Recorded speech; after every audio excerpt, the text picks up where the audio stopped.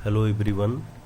आज हम UP TET maths का वीडियो नंबर 1 संख्या पद्धत को हम स्टार्ट करेंगे। संख्या पद्धत में सबसे पहला इम्पोर्टेंट टॉपिक है जातीय मान। जातीय मान या अंकित मान किसे कहते हैं, आइए हम जानते हैं। किसी संख्या में अंक का वह मान जो कभी नहीं बदलता है, चाहे वह अंक किसी भी स्थान पर हो, उस अंक का जातीय या वास्तविक मान कहते हैं।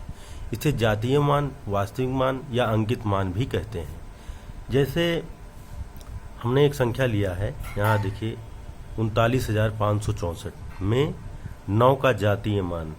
तो जैसा कि ऊपर लिखा है कि जातीय मान में कोई चेंज नहीं होता है। जो अंक पूछा जाएगा, जिस अंक को अगर इंडिकेट किया जाएगा कि उसका जातीय मान बताना है, तो हमें उसका जातीय मान हमें सेम लिख देना है। जैसे यहाँ 39,564 में 9 का जातीय मान हम लोगों ने 9 ही लिख दिया।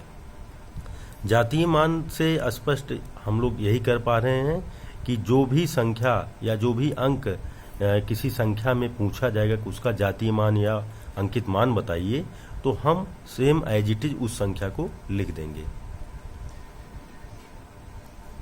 अगला टॉपिक है स्थानीय मान। स्थानीय मान किसी संख्या में अंक का वह मान जो उसकी विशेष स्थिति के अनुसार बदलता रहता है, उस अंक का स्थानीय मान कहलाता है।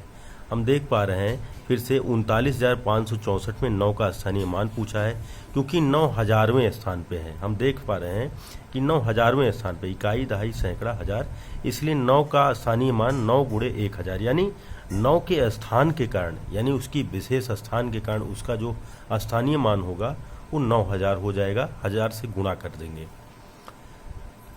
अब कुछ विशेष इस टॉपिक में संख्याओं के प्रकार को हम लेंगे। संख्या पद्धति के अनुसार संख्याओं को निम्न प्रकार से वर्गीकृत किया गया है। नंबर 1 है प्राकृतिक संख्याएं। वह संख्याएं जो वस्तुओं की गणना करने में प्रयुक्त होती हैं प्राकृतिक संख्याएं कहलाती हैं।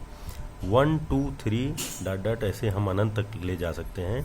कहने का तात्पर्य यह है कि प्राकृतिक संख्याएं 1 से शुरू होती हैं और अनंत तक जाती हैं। एक विशेष बात कि सभी प्राकृतिक संख्याएं केवल धनात्मक ही होती हैं। अगला टॉपिक है पूर्ण संख्या।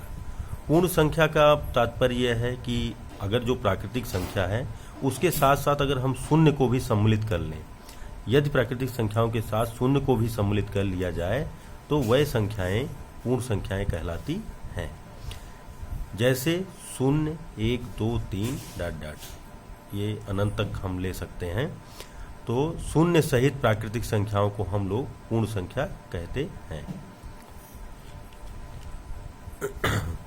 अगला टॉपिक है पूर्णांक। सभी पूर्ण संख्याएं तथा उनकी ऋणात्मक संख्याएं पूर्णांक कहलाती हैं।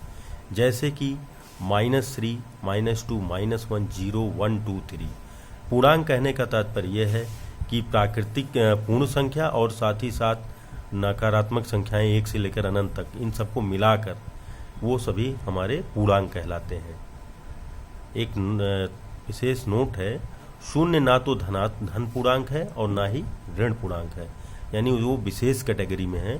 शून्य ना तो धन पूर्णांक है, ना तो ऋण पूर्णांक है। अगला टॉपिक है परिमेय संख्या। ऐसी संख्याएं जिन्हें P/Q के रूप में व्यक्त किया जा सकता है, लेकिन Q यानी हर जो है वो शून्य नहीं होना चाहिए। ऐसी संख्याएं जिन्हें हम P/Q के रूप में, यानी एक विशेष अंश और हर में व्यक्त कर सकें, लेकिन उनका हर जो है 0 ना हो। जैसे कि 5 - 2 7/5। 0 को भी लिया गया क्योंकि 0 भी परिमेय संख्या है। 0/1 हम एज इट इज दिखा सकते हैं। आज के लिए बस इतना ही।